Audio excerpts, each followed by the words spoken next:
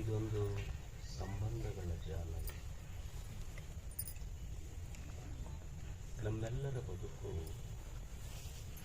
ಒಂದು ಸಂಬಂಧಗಳ ಮೇಲೆ ಹಣಿಯಲ್ಪಟ್ಟಿದೆ. ಅದು ತಂದೆ ಮಗನ ಸಂಬಂಧ ಇರಬಹುದು, ಅಣ್ಣ ತಮ್ಮರ ಸಂಬಂಧ ಇರಬಹುದು, ಸತಿ ಪತಿಗಳ ಸಂಬಂಧ ಇರಬಹುದು. ಈ ಸಂಬಂಧಗಳೆಲ್ಲ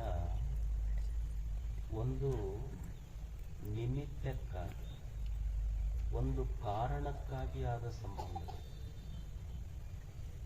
ತಂದೆ ಮಗನ ಸಂಬಂಧ, ನಾನು ಮಗ ಯಾಕೆ ಅಂದ್ರೆ ಆ ತಂದೆಯ ಹೊಟ್ಟೆಯಲ್ಲಿ ಹುಟ್ಟಿದ್ದಕ್ಕಾಗಿ ನಾನು ಮಗ. ಒಂದು ಸಂಬಂಧಕ್ಕೆ ಒಂದು ಕಾರಣ ಇದೆ, ಒಂದು ನಿಮಿತ್ತ ಇದೆ. ಸತಿ ಪತಿಗಳ ಸಂಬಂಧ, ಯಾಕೆ ಪತಿ ಸತಿಯ ಕೊರಳಿಗೆ ತಾಳಿ ಕಟ್ಟಿದ್ದಕ್ಕಾಗಿ, ಆ ನಿಮಿತ್ತಕ್ಕಾಗಿ ಅವರು ಸತಿಪತಿಗಳು. ಈ ಭೂಮಿಯ ಮೇಲಿನ ಎಲ್ಲ ಸಂಬಂಧಗಳು ಒಂದು ನಿಮಿತ್ತಕ್ಕಾಗಿ ಸಂಬಂಧದ ಬೆಸುಗೆಯಲ್ಲಿ ಬಂಧನಕ್ಕೊಳಗಾಗಿವೆ. ಆದರೆ ಯಾವುದೋ ಒಂದು ನಿಮಿತ್ತವಿಲ್ಲದೆ ಈ ಭೂಮಿಯ ಮೇಲೆ ಒಂದು ಪವಿತ್ರವಾದ ಸಂಬಂಧ ಇದೆ. ಅದು ಗುರು ಶಿಷ್ಯರ ಸಂಬಂಧ. ಅದಕ್ಕೆ ಯಾವ ನಿಮಿತ್ತಗಳು ಇಲ್ಲ. ಅದಕ್ಕಾಗಿ ಗುರುವಿಗೆ ಅನಿಮಿತ್ತ ಬಂಧು ಅಂತ ಕರೆದರು. ಅದು ಅಷ್ಟು ಪವಿತ್ರವಾದ ಸಂಬಂಧ. ಆ ಸಂಬಂಧಗಳಿಗೆ ಯಾವುದೇ ವ್ಯಾವಹಾರಿಕ ಬೆಸುಗೆಗಳಿಲ್ಲ. ಗುರು ಆತ್ಮಾನುಭವಿ, ನಿತ್ಯ ತೃಪ್ತ. ಶಿಷ್ಯ ತನ್ನ ಸಂಸಾರದ ಈ ಪ್ರಪಂಚದ ತಾಪತ್ರಯಗಳನ್ನು ತಾಳಲಾರದೆ ಈ ಜಗದ ಇರುವಿಕೆಯ ಯಥಾರ್ಥ ಸತ್ಯವನ್ನು ಅರಿಯಬೇಕೆನ್ನುವ ಜಿಜ್ಞಾಸೆ ಶಿಷ್ಯನ ಅಂತರಂಗದ. ಗುರು ಶಿಷ್ಯರ ಸಂಬಂಧ ಹೇಗ ಅಂದ್ರ, ಒಂದು ಕರು ಒಂದು ತಾಯಿ ಆಕಳಿನ ಸಂಬಂಧ ಇದ್ದ. ಕರು ಕೊಟ್ಟಿಗೆಯಲ್ಲೇ ಇರ್ತದೆ. ಆಕಳು ಏನು ಮಾಡ್ತೈತಿ ಅಂದ್ರ, ಬೆಳಿಗ್ಗೆ ಎದ್ದು ಕೂಡಲೇ ಹೋಗ್ತೈತಿ. ಹೋಗಿ ಎಲ್ಲೋ ಹೊಲ ಅಡ್ಡಾಡಿ ಒಣ ದಂಟು ತಿಂತೈತಿ, ಕಸ ತಿಂತೈತಿ. ಆಮೇಲೆ ಹಳ್ಳದ ಮುಂದೆ ಹರಿಯುವ ರಾಡಿ ನೀರು ಕುಡಿತೈತಿ.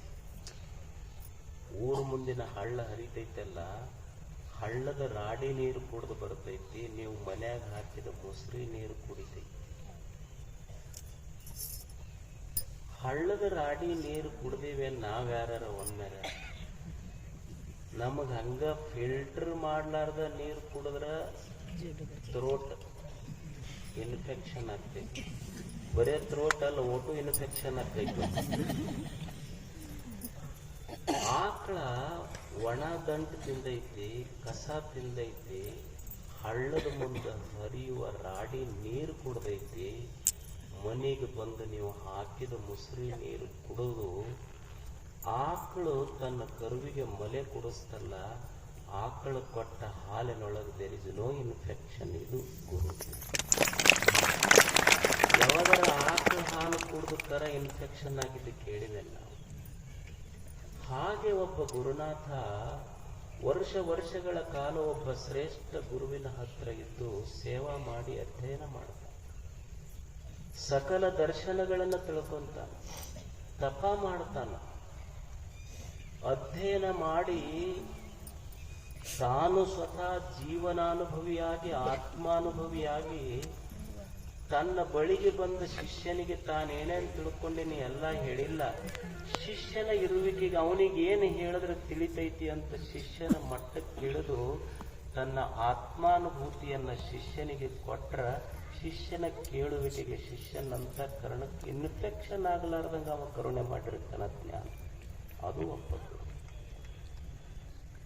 ಅಂಥ ಗುರುವನ್ನ ಕುರಿತು ಎಷ್ಟು ಜನ ಚಿಂತಕರ ಅವ್ರ ಬಗ್ಗೆ ಮಾತುಗಳನ್ನಾಡಿದ. ಒಬ್ಬ ಪಾಶ್ಚಿಮಾತ್ಯ ಚಿಂತಕ ಹೇಳ್ತಾನೆ, my father brought me to this earth from the heaven, but my spiritual master lifted me from this earth to the heaven.